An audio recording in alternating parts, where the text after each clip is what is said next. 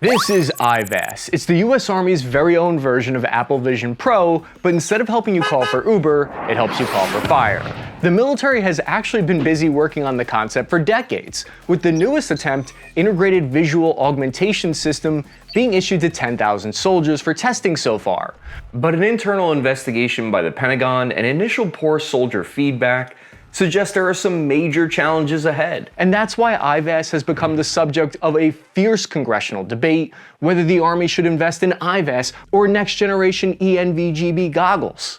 Goodbye fog of war, hello crippling addiction to technology. What exactly is IVAS? Well, according to the Army, it's a mixed reality heads-up display to provide soldiers with improved mobility and lethality during the day or at night. So essentially it aims to replace your night vision goggles, communications, GPS, and take over how you target enemy positions and run training simulations with your squad. The public defense contract for IVAS has an option to buy as many as 120,000 goggles over the next decade for as much as $22 billion if they want. So a lot is at stake here with this device. Version 1.2 just dropped in 2023, and we're going to talk about all of its new upgrades, as well as my concerns as a regular old grunt about whether this whole concept is really practical or not. But first, I have an awesome opportunity for you to win these Generation 3 NVG-50 dual one-tube night vision goggles by Tribe Optics. They're worth over $7,000. I've partnered again with veteran-owned small business GetEnterToWin.com to give these away to you. The way it works is you just click the link in the description text below the video,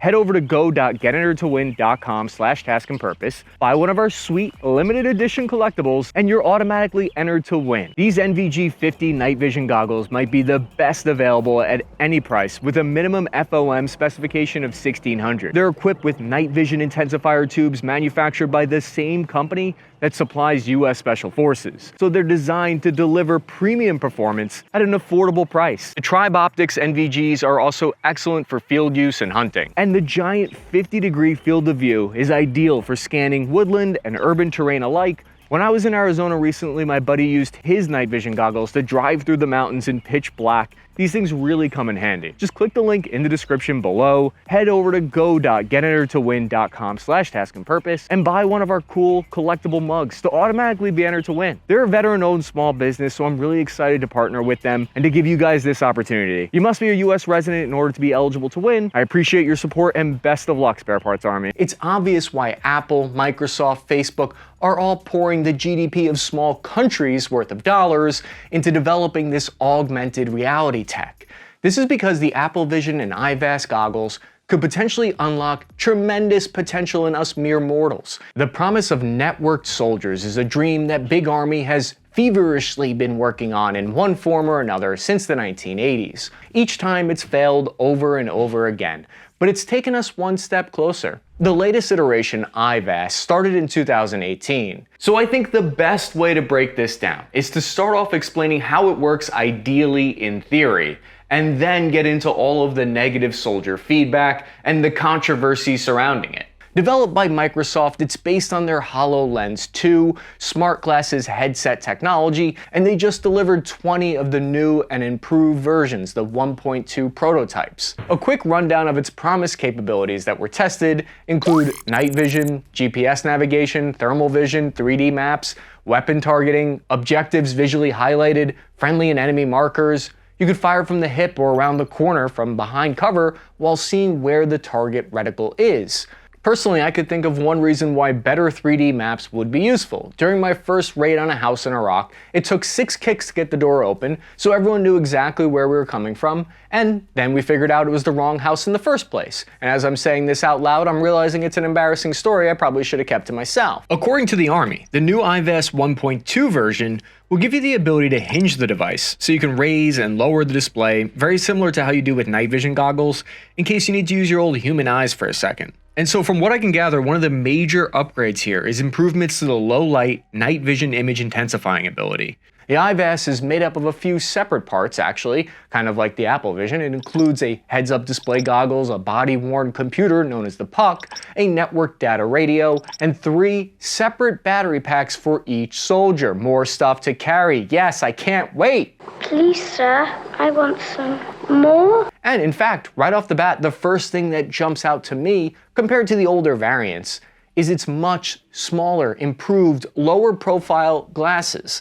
The first version in 2018 looked like cumbersome ski goggles, and now they look like lighter weight hater blockers. I mean, look at the original version, they look a little goofy.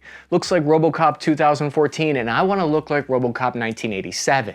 In all seriousness, this new version is a big step up in addressing one of the biggest points of criticisms that the tested soldiers had, which was that it was uncomfortable and annoying to wear. Now, where do they get those criticisms from? Well, IVAS was officially tested in the field in June of 2022 over the course of 3 weeks by 70 different infantrymen to see what needed tweaking. They wore them during 3 72-hour training scenarios, which included movement toward an enemy, attacking and defending a position, a couple of live fire events during day and night, and they put them through the paces. The goal of the mission today is using the IVAS technology to launch and recover other aircraft and to also call in a non-line medevac while they're also receiving dynamic mission changes while they're en route and also on the ground. What I wouldn't give to be able to test those out. At least it promises to make recording TikToks easier. One of the biggest updates to the program that I never thought about before is how the heads-up display will work in combination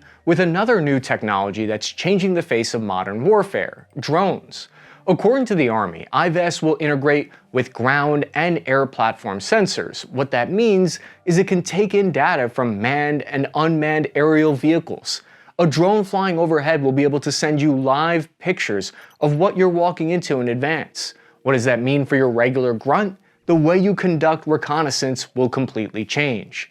But it also gives us a hint as to why I think the Army is pushing this device so hard. The IVAS would turn every soldier into a sensor node. It's the concept of soldier as a sensor, as opposed to soldier as a human being. Think of all the live data that this thing will passively collect on your head. Is your unit currently retreating or moving forward? Is your battalion at 20% ammo or 90%? That info could be collected from your weapon, sent to your headset back to command. Did you just make fun of your commander's uncanny resemblance to Napoleon Bonaparte? These are all things that your command needs to know. Facebook and Instagram in their wildest dreams want this level of access to your personal information. While many of my favorite creators on YouTube are busy reviewing the new Apple Vision Pro, wondering how it might change the way we work, love, and play, I'm wondering how augmented reality will change the way we fight wars. If I were to take a little bit too big of a hit from the peace pipe, I would say that these devices are going to record every second of war so that they can be used as training models for robots to eventually replace soldiers in the future. They're like how we train machines to recognize objects with CAPTCHA.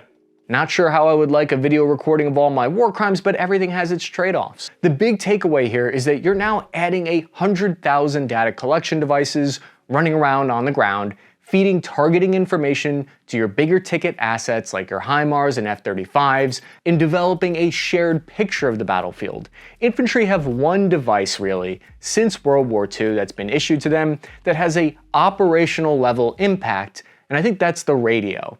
It's their ability to call for fire, like a Helldiver. The IVAS would be the second device with an operational impact for the grunts, as it feeds real-time information of the battlefield picture back to headquarters and makes calling for fire easier. I suspect it's a command and control device as much as anything else. It gives a shared picture of the battlefield so you can know what Second Squad is doing right now. Wait, Second Squad, what the f are you doing right now? While all of that sounds really exciting and it's easy to get carried away about future potential here, there's also some big potential downsides that we're going to need to address. And we get these straight from the 50-page Inspector General report that investigated the Army's management of the program. The IG is like when you see police internal investigation departments, except for the military. These are the dudes who are responsible for holding a lot of the defense spending accountable. If you blow the whistle on a defense project, you'll end up with an IG report. Unless it's one of Boeing's, don't do that. What I'm assuming is that someone close to or involved in the project, maybe someone who trained on the device, brought it to the attention of the IG that the Army was moving forward with the project even though there was a high number of troops who didn't find it effective. That's typically how these Inspector General reports are spun up. It could have also been the fact that there was all these major delays that have hindered the program so far. According to the internal investigation, the biggest thing is, quote, IVAS program officials did not define minimum user acceptance levels to determine whether IVAS would meet user needs. The report states, Army Future Command officials inferred user acceptance as a soldier doing their job better and quicker using IVAS. However, the Army has not developed any percentage or otherwise measurement of user acceptance to determine whether the system is acceptable. Now, what the internal investigation is suggesting there is that the test results, which are mostly redacted from the public report, as you can see, are not designed to accurately determine if troops actually found it useful or not. Business Insider got access to that actual soldier feedback from training. According to their report, IVAS failed 4 out of 6 operational tests during the 2022 demonstration. One test soldier even threw some serious shade saying, quote, the device would have gotten us killed, when referring to how the light from the holographic display onto the goggles would betray you by being visible for hundreds of meters away. So much for light discipline. To be fair, I don't know if they solved that in version 1.2 though. So what this means is that old versions, the 1.0 and 1.1, will mainly be used in training units to teach the basics on the device. Meanwhile, your close combat infantry units will start receiving IVAS 1.2 since it's more ready for the prime time. For example, just how effective will the night vision and thermal sensors on it be compared to Generation 3 NVG tubes? I'm assuming it uses digital night vision and thermal, which is currently not as bright or clear of an image as far as I know. Sure, the IVAS aims to offer an 80-degree field of view, which is like double what your standard night vision goggles produce. However, earlier versions that had that wide field of view contributed to making users feel weird and sick while wearing them because resolution at the edges was blurry. I'd be very curious to know what the refresh rate on the night vision is for the IVAS, because if it isn't really good latency, the delay could make operations like night driving more dangerous compared to traditional NVGs. These are things I don't know. However, there is an important aspect to procurement that we need to address. The Army has stated that there are many examples where soldier acceptance was initially low, such as the original night vision goggles in the 1970s, machine guns, and the invention of automated transport, which obviously all turned out to be very useful. User acceptance isn't always a metric that lends itself to objective measures, partly because troops can be biased towards what they already know. So the Army is basically paraphrasing the late Steve Jobs here, saying some people say give the customers what they want, but that's not my approach. Our job is to figure out what they're going to want before they do. But there are more downsides. Part of my degree of skepticism of the IVAS comes from a 2022 and 2023 annual report for the Office of the Director, Operational Test and Evaluation. This is the group that's the main advisor to the Secretary of Defense on equipment tests and evaluations. They're the ones that hold acquisition programs accountable, basically providing independent assessments to Congress, who will end up approving what equipment ends up in the budget and what does not. So what .NE says has a major impact. I'll put a link in the description if you want to read them yourself, but the testing office wasn't exactly stoked on the new tech, stating that troops specifically wanted improvements to the low light sensor on the device, saying, quote, the results of the ops demo, user acceptance remains low, soldiers preferred their current equipment. Soldiers cited IVAS 1.0's poor low light performance, display quality, cumbersomeness, poor reliability, inability to distinguish friend from foe, difficulty shooting, physical impairments, and limited peripheral vision as reasons for their dissatisfaction. I get it, I can barely hit the 300-meter target without 6 cameras strapped to my head. How much does it weigh exactly? Todd South of Army Times wrote an article stating that IVAS 1.0 version weighed a total of 3.4 pounds, with 2.4 of those pounds being the most important part, which is placed right on the soldier's noggin. For context, I was surprised to learn that the ENVG-B also weighs about 2.5 pounds. But unlike that, this is something you're going to be wearing either day or night. This suggests to me that it's possible the slimmed down 1.2 version of the goggles weigh even less. So that's encouraging news. I'm Captain Wright. I'm the Charlie Troop Commander, 573, 82nd Airborne Division. It's being marketed as kind of a night vision goggle that ties optics, thermal, messaging, and planning all into one. Well, one of the weirdest problems identified in that investigation that I found, I think will be familiar to any one of you who have used civilian virtual reality or augmented reality devices: the physiological impacts, which means troops suffered headaches from wearing the device. In fact, 80% of them who experienced problems found that after 3 hours of use, you would have eye strain and nausea issues. It's interesting because users also reported feeling the same way when using Apple Vision and similar products like VR. Here's the quote from the Operational Test and Evaluation report by the government. The majority of soldiers reported at least one symptom of physical impairment, to include disorientation, dizziness, eye strain, headaches, motion sickness, nausea, neck strain, and tunnel vision.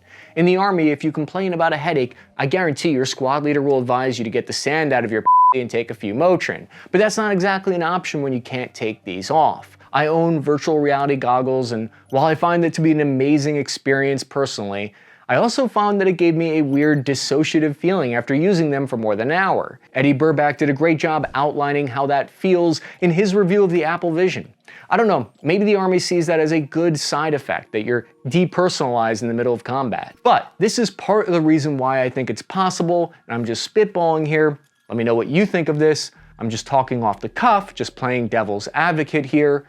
It's possible that the Army believes it might be worth it for soldiers to be a little uncomfortable and a little impeded when it comes to shooting if it means that the IVAS is a device that can better call for precision fire and give better battlefield picture on an operational level, even if it sacrifices a little on the tactical level. Think of it this way: body armor was uncomfortable and reduced mobility also, and I'd rather take that off. But it also is true that it saved a lot of lives. But that's not where the debate about this comes from. It comes from the possibility that the Army might be prioritizing a technology that's not yet ready to field at the expense of one that is. What happened is the IVAS program has recently come under intense scrutiny because the Army appears to have not requested additional funding for acquiring the ENVG-B Enhanced Night Vision Goggles, and has instead requested funding for IVAS despite the problems it's run into. They're pushing full steam ahead with plans to field the IVAS goggles, which they originally wanted to do by 2025. Here is the U.S. Senate Armed Services Committee asking the Secretary of the Army, Christine Wormuth, questions about the IVAS program. I asked why the Army had once again failed to include full funding for the Enhanced Night Vision Goggles, binoculars, the ENVG-B. Congress stepped in last year to restore the full $300 million. I think Microsoft knows that this is it. They either get it done and get it to a place where our soldiers want to use it, or we will move on. So you can see they have two different competing points of view about what's happening there exactly. But this is why Congress denied the Army's request to acquire 6,900 additional headsets and reduce their overall budget. They now have $40 million to fix problems that these soldiers identified, and there's $125 million that of the original funds that could go towards completing version 1.2. So that's what's at the center of this procurement showdown. In the one corner, you have your ENVG-B. It's a classic, you know it, you love it, soldiers love it, it's a crowd favorite. Then in the other corner, you have IVAS. It's a little risky, it's bold, but it could eventually be the future of warfare and a potential game changer. But the two projects are indirectly competing for funding, and if you're in an Army leadership position, it's your job to figure out how to balance allocation of the finite number of resources. Now, it's important to note that the Army believes this is a non-issue. They state that they've already procured the number of enhanced night vision goggles that they thought would meet their requirement. One of the biggest criticisms from the DoD's internal investigation says, quote, procuring IVAS without attaining user acceptance could result in wasting up to $21.8 billion in taxpayer funds to field a system that soldiers may not want to use or use as intended.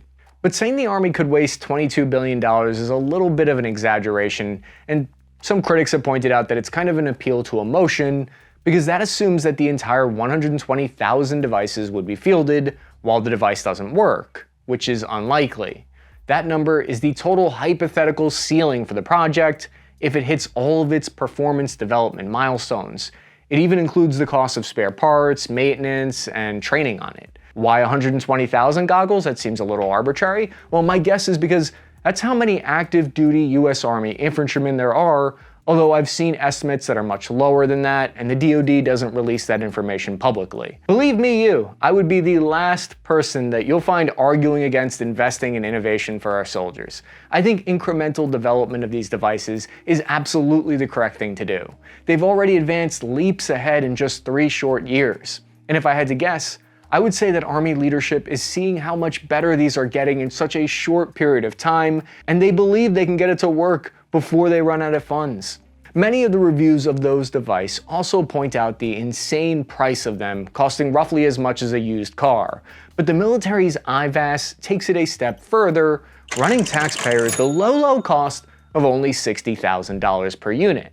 This is offset somewhat by the fact that it's an all-in system that replaces many other standalone devices, like your night vision goggles, your GPS. Another major concern that .T&E named was the quote, IVAS 1.0 vulnerabilities in a cyber-contested and electromagnetic spectrum environment, as detailed in the classified version. This means there's some concerns about if the enemy could hack into this device, or it could just be turned into a 3.5-pound, $60,000 brick. I also heard rumors from those close to the project that the original version had trouble in light rain and would frequently turn itself off and had glitches often. What would every training NCO do if they couldn't use their favorite phrase, "If it ain't raining, we ain't training"? I'm not certain if that was fixed, but some evidence that it might have been comes from the newest press release from the Army, which specifically calls it an all-weather fighting goggle. This is a new term for the device that I haven't seen any Army publications use for it before. The whole point is that it's supposed to increase your vision, not decrease it. And when they work out all the bugs and improve it, troops will have increased vision in some ways. For example, they'll be able to see through their vehicle and have situational awareness as to what the heck is going on outside. Never mind, don't look out there. What's going on outside the vehicle isn't important. This prevents you from dismounting, though, into dangerous situations. Now we've got relatively high-end cameras all the way around the vehicle, both day and night vision, and the soldiers wearing the new IVAS technology are able to use those cameras and access it while they're en route to mission. So instead of staring at a blank steel wall, they can keep up with what's going on around the vehicle. If you're a regular viewer of the channel, you'll know one of my least favorite things about being in a mechanized infantry striker unit was being locked in the back of a dark hole, having no idea what's going on outside the vehicle when we dropped ramp.